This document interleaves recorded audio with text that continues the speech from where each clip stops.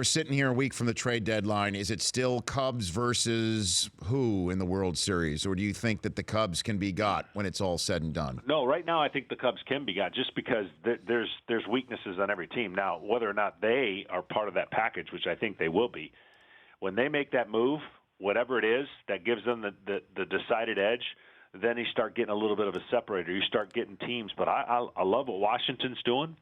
Of course, San Francisco has been doing it with things that they're not healthy. So you got to love when they get healthy, and certainly the Cubs with all the hype and everything that they went through. I got to see that. I got to see that staff get a little bit better. I know it's been a great run, and then they had a little hiccup here.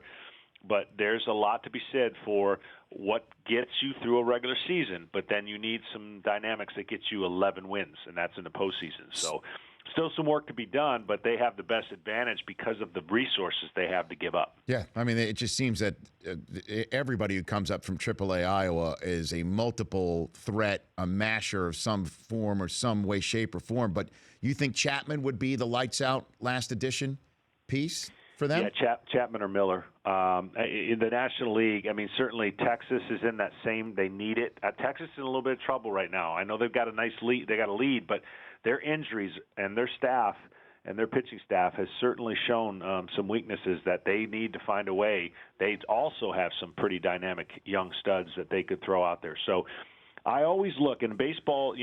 Players try to do their jobs to put the organization's in the best position to make that decisive move. Now, listen, we never forego the organizational minor leagues in our run, but we never made huge moves. The Freddie McGriff will always come up as be one of the best ones. Mm-hmm.